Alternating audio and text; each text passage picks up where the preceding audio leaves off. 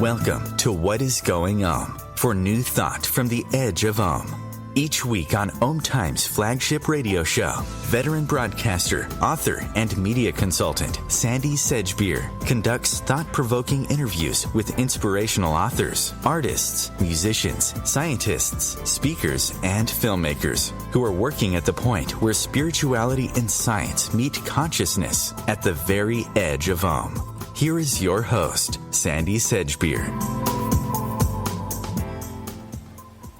Hello. Would you like to upgrade your life to bring in more meaning and success or overcome loss and challenge? Have you felt a call inside to alter your trajectory and make a difference? Do you feel a strong desire to change the ordinary into the extraordinary? Well, there are innumerable self-help books on the market promising to help you do all of that. But the self-help book we're going to be discussing today comes with a pedigree that shines so brilliantly it automatically elevates itself above all the rest. Tonight's guest has written a book that provides the remarkable keys to achieving all of the above as shared with and then brilliantly mastered and wielded by undoubtedly the most fascinating and important celebrity in the pantheon of big star names that he's ever been invited to work with, Diana, Princess of Wales. Stewart Pearce is a legendary master of voice and a presence coach who's worked with royalty, actors, CEOs, changemakers and celebrities for 40 years.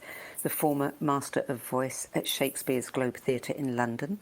He's coached luminaries such as Eddie Redmayne, Hugh Bonneville, Mark Rylance, Emilia Clarke, Margaret Thatcher, Marianne Williamson and Diana, Princess of Wales, to name just a few. He's the author of The Alchemy of Voice, The Heart's Note, The Angels of Atlantis book and Oracle deck, and several award-winning recordings. Stewart Pearce joins me now to talk about his latest book, Diana, Voice of Change. Stewart Pearce, welcome. Hello there, Sandie. How wonderful to be with you. Thank you for inviting me on your wonderfully celebrated program. Good to have you back on the show again, Stewart. So, before we start, let's be clear. Diana, Voice of Change, is not... sorry to correct you, but it's actually Diana, the Voice of Change. The Voice of Change. Yeah. Sorry, I stand corrected. Yeah. Diana, the Voice of Change, is not your average biography, and nor is it a kiss and tell. For while you do share some of the personal memories, stories, and anecdotes that give a new perspective and insight into Diana's life during her last 2 years on Earth when you were working with her, it also reveals the truth about Diana's extraordinary principles of life, the codes that helped to sustain her love and heal the pain of marital betrayal and divorce, as well as the secret keys and sacraments that enabled her to focus her extraordinary life and destiny. So the first question has to be, why did you wait so long? Interesting question. You see, I believe fundamentally that Diana is a very powerful archetypal cipher by which a certain energy can be read. And I believe that that energy that I'm referring to is what we're now referring to the arousal of the divine feminine amongst us. And as this movement has come about as a result of the extraordinary processes of the last 2 or 3 years, largely, through hashtag #MeToo, hashtag Time's Up, hashtag Trans Lives Matter, etc., all of these extraordinary revolutions of consciousness that have happened within our women, that I was sitting one day 2-3 years ago talking about this and commenting on a number of rather starry people that I've been working with in Hollywood, one of whom was largely responsible for bringing hashtag #MeToo into the forefront of our consciousness over the substance of a man who was a very powerful movie mogul who had abused his power in relation to her. So we were discussing this. And my agent said to me, you know, this document that you have about empowering the most photographed woman in recorded history, who was taken into our hearts in the most extraordinary way. Your statistics suggest, Stuart, that 5.9 billion people mourned Diana during those 7 days of gloom, or the 7 days of doom. This vessel, this account, would be the most extraordinary instrument to help the women of today understand how they could also move from victim into victor, from the despairing nature of acute bulimia or other nervosa problems, challenges, into a state of empowerment that we saw relished within the character of Diana because of this extraordinary radiance that she had. Yeah, I mean, we can look at her and say that she was an extremely handsome woman, but we also saw her as the ugly duckling who was consumed by a lack of self-confidence and a terrible feeling of social misplacement. Even though she'd been brought up with seeming privilege, she inside was not feeling that. And so as we saw her grow, as we saw her become the mother that she was, as we saw her go through the assault course of dealing with the establishment, particularly royal family, she began to bloom and glow and radiate such a force that we both decided that it would be an extraordinary vessel, you know, approaching one of the most famous people of our time, from the point of view of how can this vessel of information serve the women of the world. And so, in short, I could go on, but in short, well, I feel it's the major impetus that moved me, that she was zeitgeist in the 80s and 90s, yes. And now, because of the great changes that are taking place within the consciousness of the feminine archetype, that she has returned. It's quite extraordinary, you know, since writing the book and publishing it,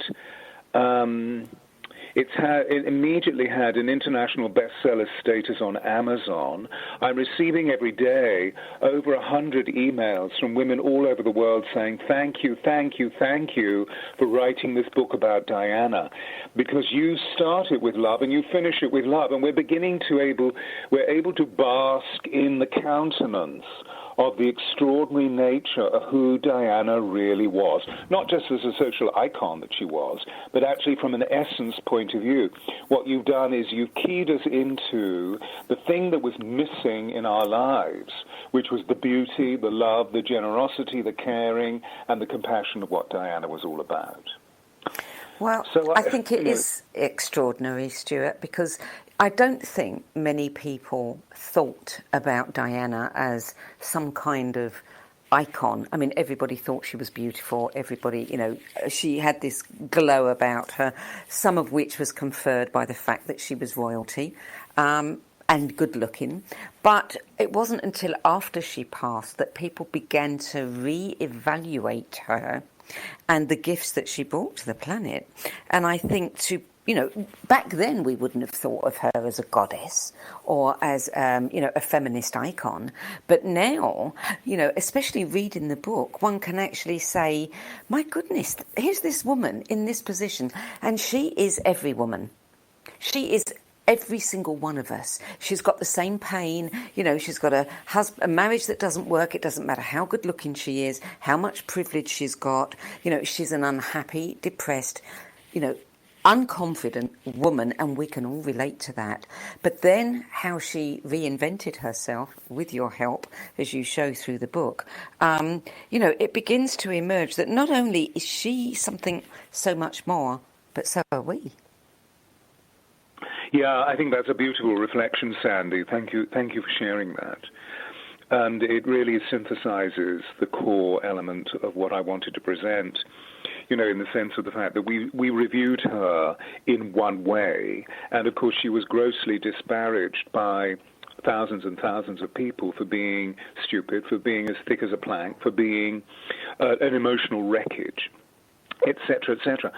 But you see, when I met her, I realized that as I looked deep into those blue eyes that Diana had, that there was something else radically going on within her being as her soul began as an empath, because she obviously was not an academically oriented human being. She was pure empathy. And as that empathy began to grow and she began to see that it was truly a strength, that it began to serve the healing work that she was committed to, a lot of which we don't really know. Excuse me if I cough. I've got this slight tickle through overexpending chi energy. However, a lot of the information that we don't have is the fact that she would spend anonymously 2 or 3 nights a week just going into a hospital wherever she was in the world, but particularly because she was living in London. And just simply, can you imagine Diana, Princess of Wales, turning up to the hospital reception and saying, is there anybody that I can be with to help? Can you imagine at 8 o'clock in the evening when all the hospital visitors are beginning to leave, having, visited their dear ones, that there is Diana, Princess of Wales, going and sitting next to somebody and having a gentle conversation, just holding their hand. Many of those people, I remember we discussed, those 22 years ago when Diana was still living, and I made a record of their names, and some of them are still around, so I was able to actually interview them, which will go into a second book, because much of the interviewing that I did literally exposed what they had encountered, where most of them started off by saying to me, Stewart, was Diana an angel? Because when she walked into the room, it's true she was beautiful, and it's true her reputation preceded her, but as soon as she walked into the room, it was like the whole room became this glow of healing, loving energy. And then she touched me. She touched my hand, and I still can feel the bolt of electricity moving through me. So, there we have a remarkable young woman who, in the eyes of, as we were just creating the perspective, in the eyes of the time, was living through a societal shift of profound proportion, because there's no doubt, particularly in 92, that the whole of the monarchy shook. And we saw divorces taking place through two of the Queen's children. We saw Windsor Castle being virtually burned down, certainly had the favoured state apartments. And we saw the announcement of the conflict between Charles and Diana. So we saw all of this sort of circus of activity. I mean, in point of illumination, I was asked to work with Diana, and initially I refused, because not that I wasn't honored, not that I wasn't humbled by being chosen, so to speak, but because the circus that surrounded her in relation to what was going on within the British royal family, what was going on with her social status as she tried to prize her way from being the prisoner of Wales, so to speak, as she moved forward into that barrage of activity that took place from the paparazzi, I thought there's no way that I can serve this situation with any integrity, because the quality of work that I can offer will just simply be caught up in the maelstrom. And then, of course, the Martin Bashir interview came out through BBC Panorama. And the person that introduced me to Diana said, look, there's somebody that I really want you to work with because she needs you. So I was sort of slightly set up on the second occasion. And then I met this beautiful person. And I realized that this was an extraordinary moment in the movement and the trajectory of her own energy, of her destiny, if you like. Little did we know that we had 2 years before her eventual demise. But I saw that if she could pledge herself to the complete sanctity or confidentiality of what we could create together. And so I put forward to Diana, look, we need to have a completely clandestine relationship. Whenever you need to come to me, come to my studio in Chelsea in London. I won't come to Kensington Palace. Any monetary exchange will be through cash. And when we need to book an appointment, just call me on your cell phone. So, the clandestine nature of our relationship kept the sort of sacrosanct transformation of what Diana went through in as close and as secret and as cherished and as intimate as would possibly be. And as a result of that, I feel that the confidence that existed between the two of us elevated her and uplifted her so that she became much more the person that I knew her to be intuitively, and that she was beginning to reckon for herself, living the greatest vision of herself. So what was it that she wanted you to do for her? Well, she looked at the interview on the panorama screen of the BBC Panorama program that she did with Martin Bashir, and she didn't like what she saw. She saw somebody who was not what she was feeling passionately to be inside. She saw somebody that was completely disempowered, disenchanted, disassociated from the real elements and cause that she wanted to be involved in terms of her charitable work.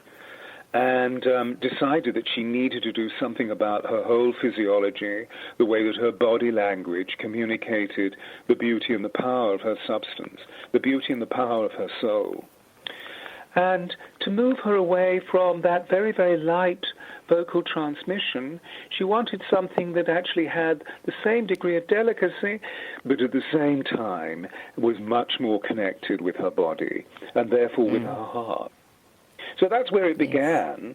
But, of course, what was interesting is that she had been an avid reader prior to our meeting for about 12 years of all the self-help books that were around. She'd met a tremendous amount of healers and therapists because she was always very keenly interested in the holistic nature of life, and evidently was very tuned into her body, as we saw. That was something that she developed during her adolescence, because she wanted to be a dancer, but then she grew too tall, and from a professional point of view, both in terms of the height of her body and also her social status, it would have been considered to be inappropriate during the 70s. I mean, things are very different today, of course. But that's also, things are different today because of the revolution that she brought about. Anyway, she was very tuned into her body, but trying to find a way of really harnessing the maelstrom of emotional activity that was constantly taking place within her interior, because she felt that she was diametrically opposed to much of the established order around her. I'm going to hold you there, Stewart, because we have to go to break. You're listening to What Is Going On. I'm Sandie Sedgbeer, and I'm speaking with legendary Master of Voice and Presence Coach Stewart Pearce, whose roster of voice coaching clients includes numerous luminaries. We'll be back with more from Stewart Pearce after the break.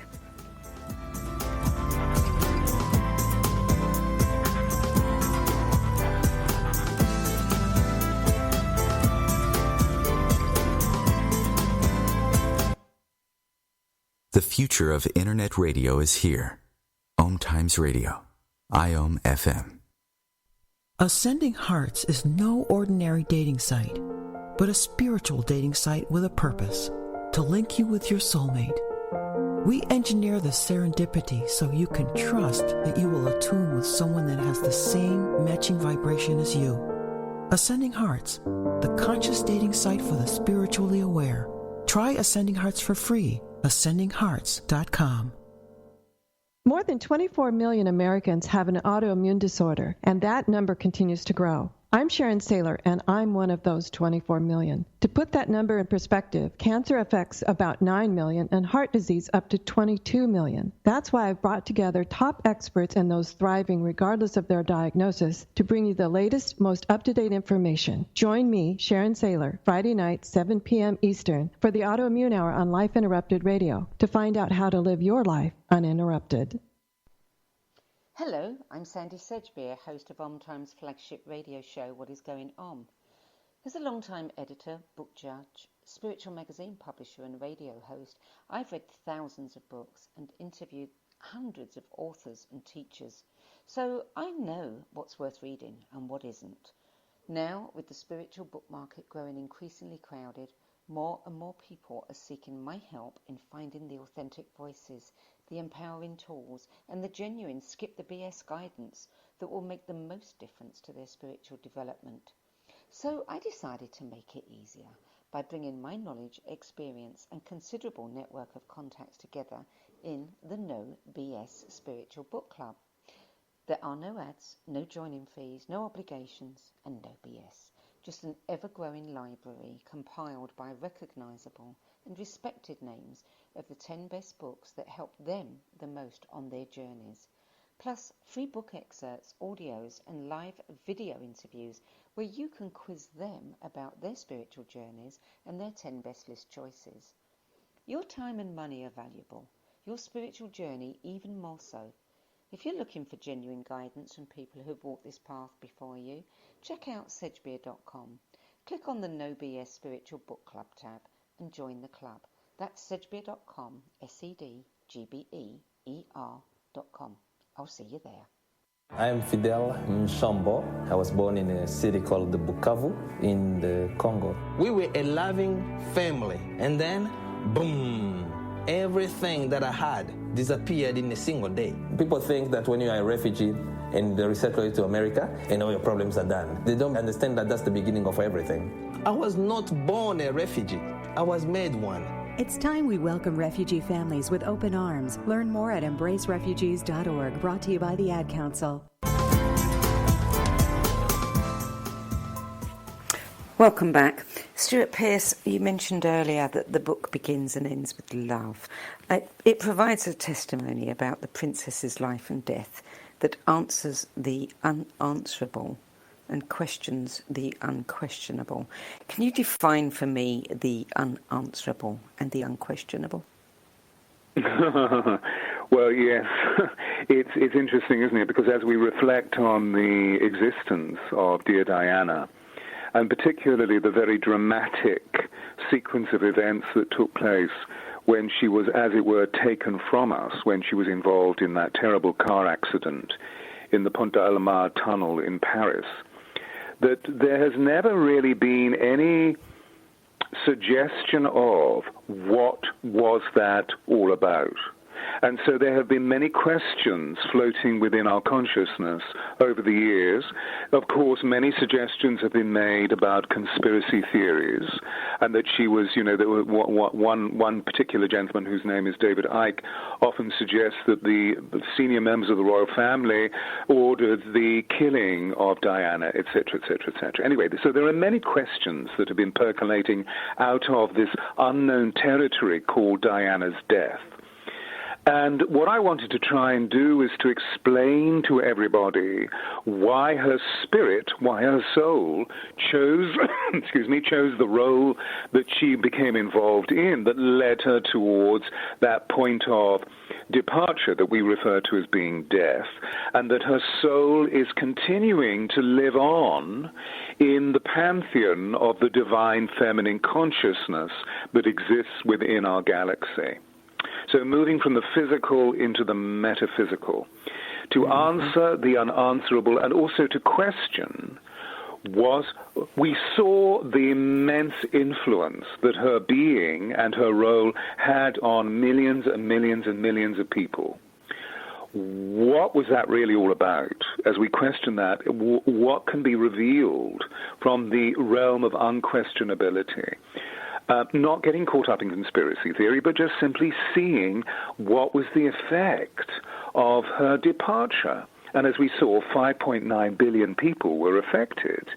And there are many statistics that I've quoted in the book about the nature of what happened to millions and millions and millions of people as they wept. So nobody thus far had written a book about what that force was.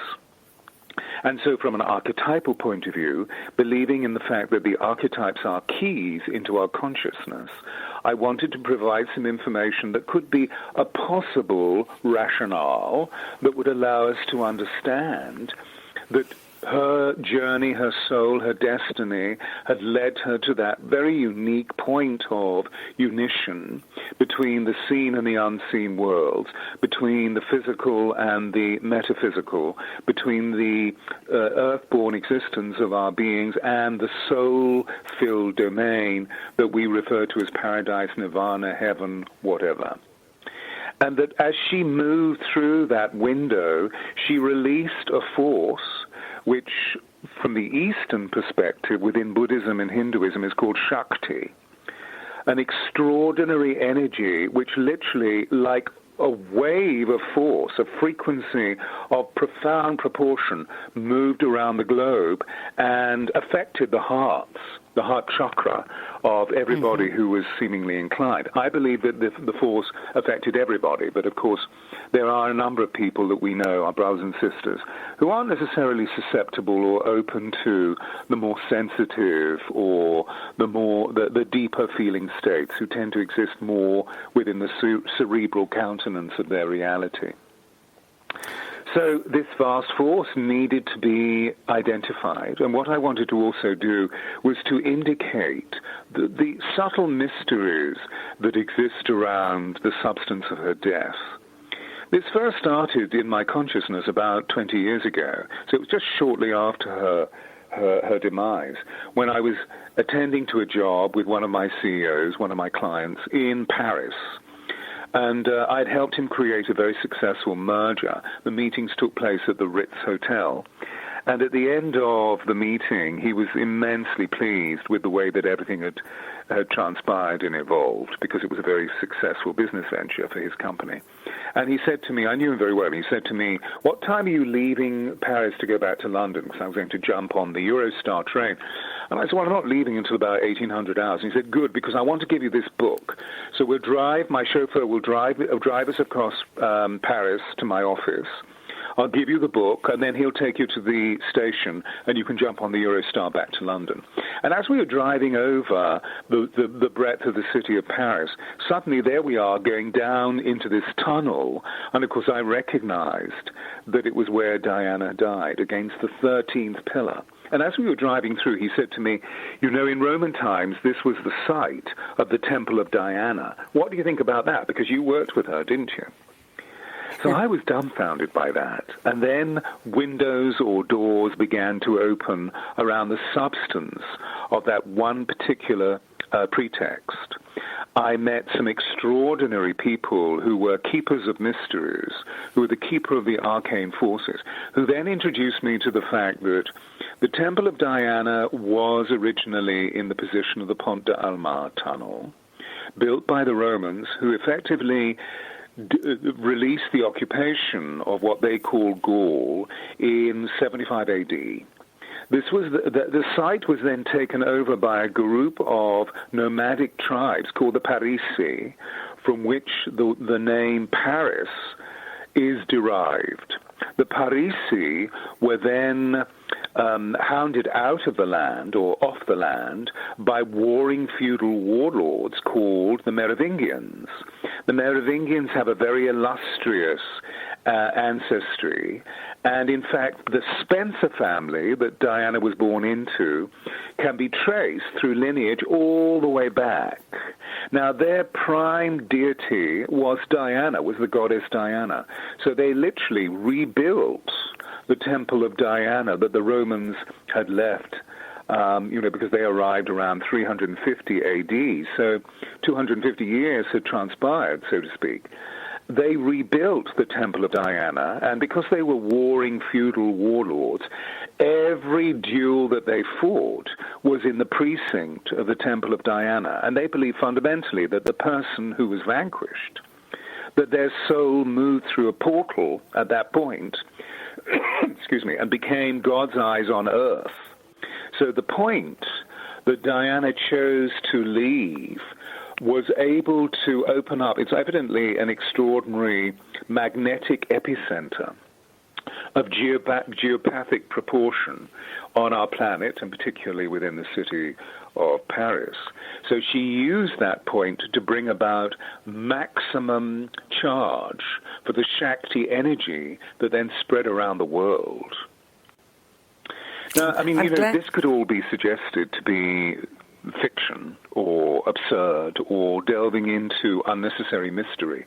But what's interesting is how we observed what took place, because as soon as the information was announced, there was a news flash that burst through all telecommunication channels around the world and held millions of people enraptured by the news on their screens for a 24-hour period. immediately flowers were being gathered together in Europe and sent to certain sites of significance, like Kensington Palace, for example, and Althorp House, which was the family seat of the Spencers in Northamptonshire. So much so that actually the supply of cut flowers ran out. Not only that, most of the major newspapers throughout the world actually could not find enough newspaper to print their newspapers on. They ran out of paper. Very bizarre activities took place rather like that. And didn't you say in the book that there was some kind of measurement taken? All of this is in the book, yeah. And, and another really significant factor, which is that NASA have above our heads, at 23,500 miles above our heads, a geostationary satellite that is calibrated to read the electromagnetic energy of human emotional behavior. And when Diana's death took place, the calibration that was registered on this satellite's instrumentation overshot anything that had ever been experienced before. The same thing took place on 9/11, when the first plane hit. A very, very similar form of calibration was measured on this instrument, and 10 minutes before the second plane hit, it registered something that almost superseded what I've just recommended as being a fact for the substance of what Diana's passing was all about. So we have it recorded in science that this force of Shakti was unbelievably powerful. I'm glad you told that story because, I was going to invite you to, so you clearly got the email. Let's talk about the skills, the techniques, the principles, the codes, the secret keys that you used with Diana, you taught Diana, and that she used to focus her life and destiny, which you're giving away in the book. So you're giving these to everybody to use because you say that this is something that Diana was passionate about and wanted people to have.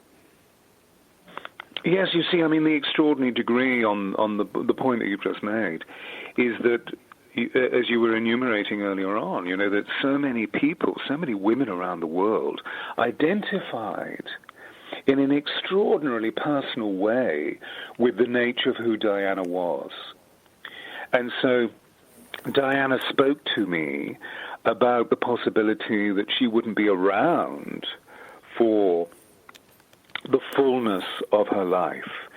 So, there was a certain amount of paranoia about the unusual things that happened to her when she was alive. For example, her on 3 occasions, I remember her car brakes failed. Very bizarre things took place. And, of course, her personal protection officers had been released. And she would be, followed by strange vehicles that had a very mysterious or dangerous feeling about it, etc., etc., or her cell phones would go missing. There were very unusual things going on at that time. And so what I wanted her to do was to be embraced by the spiritual tenets that would actually provide her with groundedness and would allow her to be able to define her energetic boundaries. Because of being the love that she was, being this extraordinary, unbridled, compassionate force, that she was constantly reaching out to provide people with laughter, to provide people with love, and to provide people with compassionate healing. So as a result of that, she was constantly draining herself.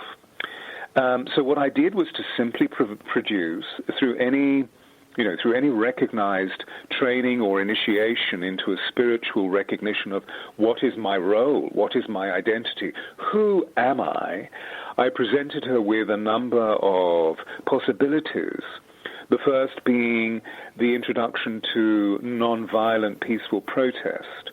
so that she removed herself from the essence of revenge and constantly worked on, to quote Gandhi, gentleness, gratitude, and generosity are not the exclusive possessions of any one religion.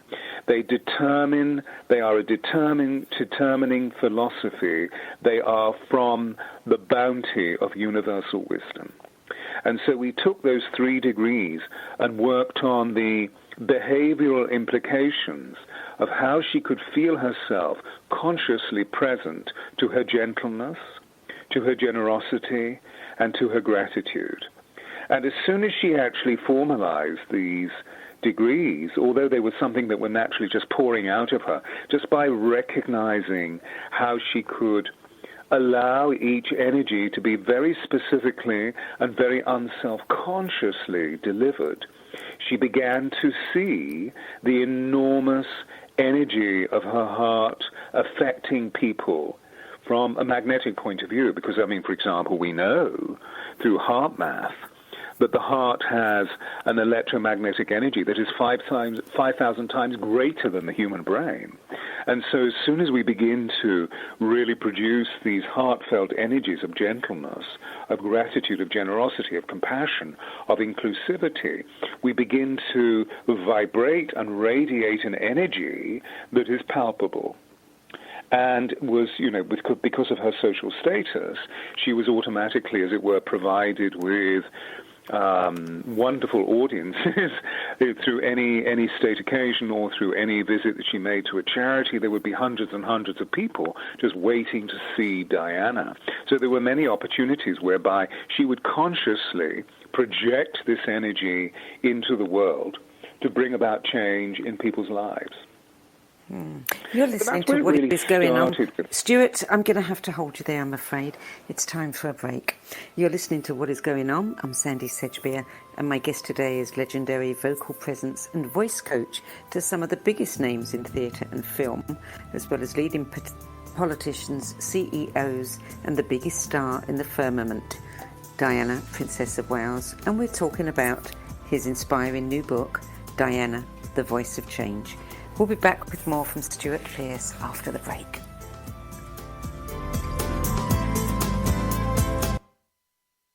The cutting edge of conscious radio, OMTimes Radio, IOM FM. Being a radio host on IOM FM allows you to build your show on a rich platform with the power of the internet to fulfill your outreach goals and connect with a very specialized and global online audience, unlimited by time and distance. OMTimes Radio will provide you with web relevance, a recognizable conscious brand, and with the standard of excellence that has accompanied every single OMTimes endeavor. Host your show with OMTimes Radio Network. Hello, I'm Lisa Berry. Join me every Monday at 1 p.m. Eastern Time for Light on Living, a chance to see new, hear different, and feel more as I shine the spotlight on all the ways to lighten the load of life's challenges. Light on Living is your link to that new way you're looking for, that new understanding that will enhance your life, and that positive connection that will support your growth. So join me, and you'll gain insight and start to see things in a new way that motivates you. A social distancing tip. While the CDC urges you to avoid close contact, like hugging or shaking hands, there are other non-physical ways to say hello. Wave, wink, use sign language, salute, smile, give the peace sign, throw up an air high five, do jazz hands. Remember, stay a minimum of 6 feet or 2 arms length away from others, and stay home if you can. For more info, visit coronavirus.gov. Let's all do our part, because we're all #alone together. Brought to you by the Ad Council. Welcome back. Stewart Pearce, sorry to interrupt you just then. I don't know if you want to quickly finish that one, and we'll move on to some of the other exercises and sacraments that you shared with Diana. I feel that I got to a point of completion, thank you, with that particular idea. Good. So, yes, there were those 3 guardian measures, which she called the 3 Gs, and you had 7 sacraments, you had a number of different affirmations that you taught her. Was she a willing student? Did she embrace meditation and affirmations? Sandie, this was one of the most remarkable human beings that I've ever had the immense honor and pleasure to work with. Her pliability, her flexibility, her ease. She was in short, she was just a darling. And you summarized it so beautifully at the beginning, because we saw the extraordinary nature of her world iconic presence. But at the same time, she was just so vulnerable and ordinary. I mean, one of the first things that she would ever say when she arrived at my studio was, "Do you have any washing up I can do?" Simply to get grounded, because there she was constantly. She would drink a cup of tea, and the cup of tea would be whisked away by some servant deep into the kitchen, where they would wash it up for her. And she just wanted to get grounded and earthed and at ease. And this was one of the most extraordinary beings. And of course, we met at the right time. It was divinely appointed. To move on to one of the vital expressions that you just gave about the third chapter of the book, which is called The Anointed One, what I needed to do was to allow Diana more specifically to recognize what her future role was to be as the queen of everybody's hearts. And in fact, dare I say that when in our first discussion, when Diana was saying to me, "But I don't really know who I am. I mean, what am I to be?" And I said, "Well, darling, it's really simple as far as I'm concerned. You've moved from being the people's princess, and you're now the queen of everybody's hearts." And she said, "Can I use that?" And I said, "Oh, please, please. You don't even have to ask me. Of course, use it." So in recognizing that she was becoming an archetypal reference point for the people of the world, particularly for the women of the world, to become the queen of everybody's hearts, I mean, what an appellation to receive. Isn't that something that we would all love our community, our family, our colleagues to refer to us as being, meaning that we are champion of our own hearts and champion of the love and the soulfulness of the way that we can change the world just simply by being whom we are in our purity? So one of the things that I said to her was, look, it's obvious that you're not going to be moving through the ritual of consecration that we see a monarch go through, but you are an anointed one. There is something very extraordinary about your destiny. So I feel that what we need to do is to honor and acknowledge and respect the nature of your divine calling. So let's annotate the consecration ceremony that is known as coronation for the monarch, and weave a new spell for you. And so these 7 degrees, as you know, I've included within the book, to allow her to feel how she could physicalize behaviorally the real substance of the way that her sacred energy as Queen of Everybody's Heart would reflect in the world. I mean, here's a really interesting quote for you. It comes from Bobby Kennedy, who, of course, died in 1968. But at the same time, he was another anointed one that is able to give a mirror to the context of what I'm talking about. And he said, each time a person stands for an ideal, each time an act improves the lot of others or strikes out in injustice, he or she sends forth ripples of hope through the entire community. And when all these ripples move through the millions of other energy centers in and beyond their bodies, these daring ripples build a current that may sweep down the mightiest walls of oppression and resistance. So you see, by literally identifying her process as Queen of Everybody's Hearts, by taking her through, if you like, 7 stages of initiation, she was able to really enlist and fully live the illumination of what she considered her radiance to be, which was very, very simply sharing love and kindness and gentleness and inclusivity with whomever she met. Yes, and we did witness her change from that shy, scared, unconfident girl that got engaged to Prince Charles to the woman that she became, very confident, very sure of herself, and, very relaxed after her divorce, apart from when she was being chased, of course, by the paps. But, she did grow into herself, didn't she, and into her role. Yes, I feel that that's really what we've been talking about, isn't it? That we saw a very remarkable trajectory in front of our eyes of an ugly duckling that became this beautiful, not exactly ugly, but a plain young woman who didn't think anything of herself, who became this extraordinary figure that from an energetic point of view literally affected the hearts and minds and souls of millions of people around the planet. That's what I find staggering. Because my whole professional life has been, for the last 45 years, dedicated to the nature of allowing a great one, initially, of course, in relation to the actors that I worked with as an actor through the 70s, and then when I became a voice coach in the 1980s, that my job has always been to allow a very extraordinary talent to be that extraordinary, even though the human being inside the talent would be feeling a lack of self-confidence, would be feeling nervous, would be feeling frenzied by the uncomfortability of the social situation they found themselves in. Because, whenever we move into any demanding public presentation or personal delivery situation, it's always fraught with a tremendous amount of pressure. For example, around the world there is this statistic that more people are terrified of public speaking than they are of dying. That more people would prefer to be in the coffin than making the panegyric at the funeral. And so, my life has been dedicated to those people who wanted to be enriched by whatever my processes may be, particularly from a physiological point of view. Because, after all, if we want to really be the powerful peoples that we wish to be, the first thing we need to do is to learn how to relax. So there's a whole technique about how we can use the breath to slow down the anxiety or the nervousness or the ill-at-easeness that we experience when a tremendous amount is being demanded of us and we feel we cannot actually fulfill that demand.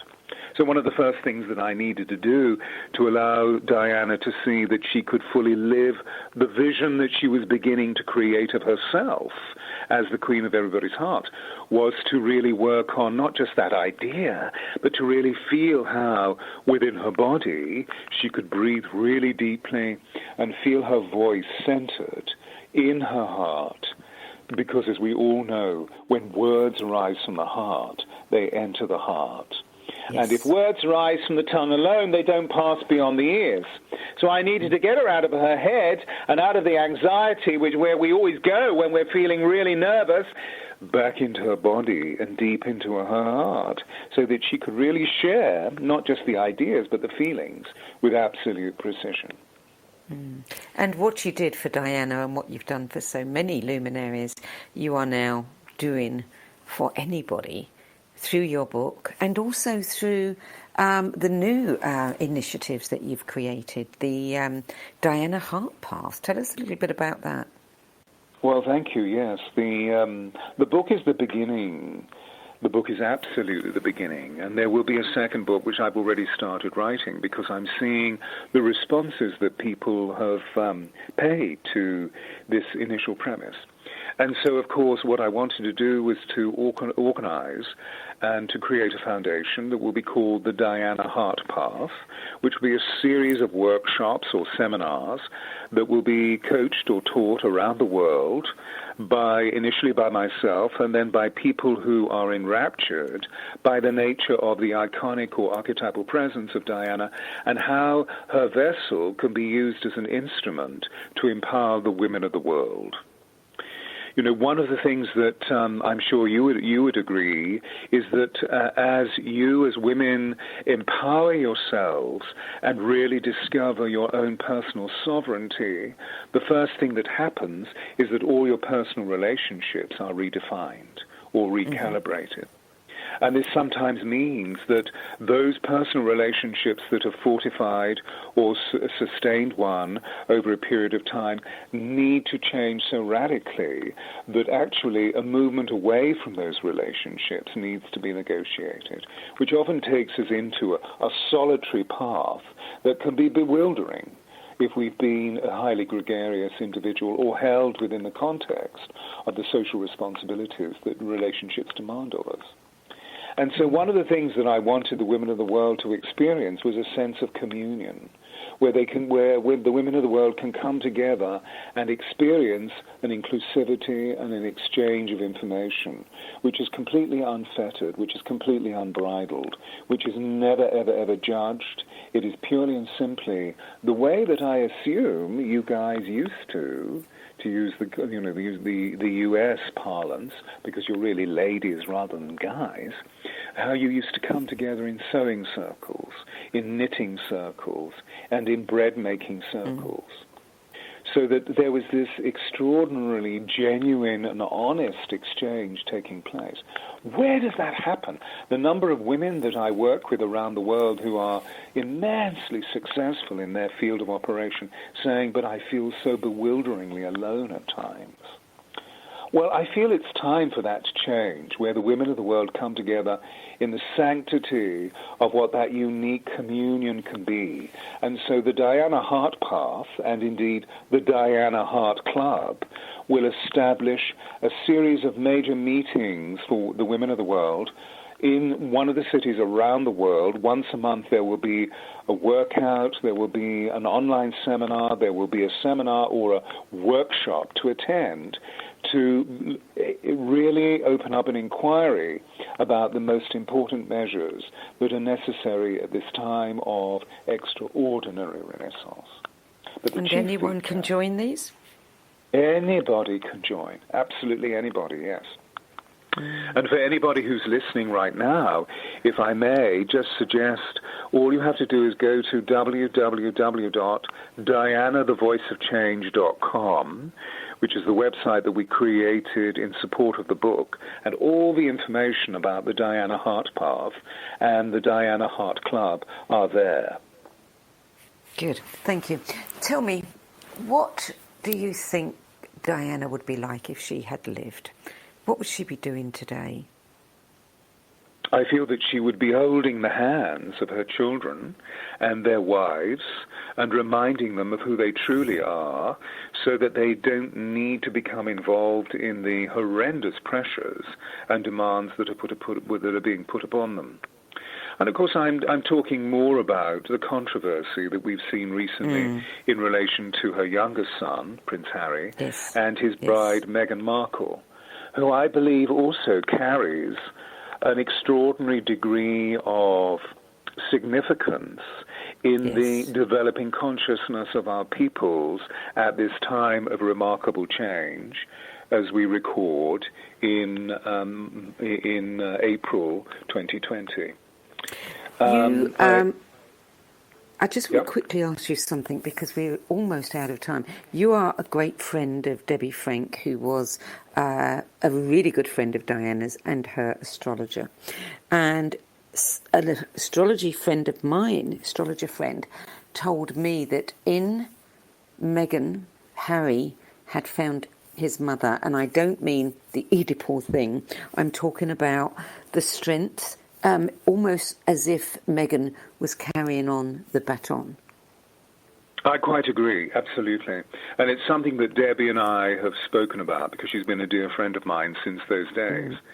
Unquestionably, that that Meghan has an astrological blueprint which is almost similarly positioned and disposed as Diana did.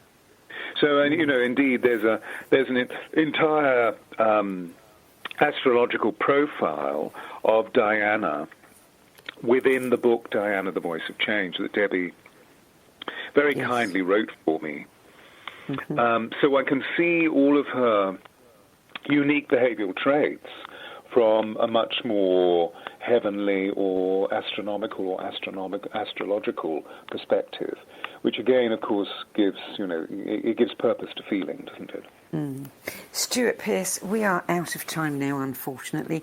Thank you so much for joining us today. The book is absolutely fascinating, and I love the way that you have woven your memories and your anecdotes in with the lessons, the principles, and all of the keys. So, good job. Well, thank you so much. It's been a pleasure having this wonderful conversation with you, so thank you for inviting me. Thank you, Stewart. Take care. Diana, The Voice of Change is available online, and I think Kindle has a special offer on right now. And for more information about Stewart Pearce's books, courses, retreats, Diana's Heart Club, visit his websites, theangelsofatlantis.com, dianathevoiceofchange.com, and stewartpearce.com. I'm Sandie Sedgbeer. You can learn more about the No BS Spiritual Book Club and my services at sedgbeer.com. In the meantime, I'll be back next week with another edition of What Is Going On. Till then, it's goodbye from me.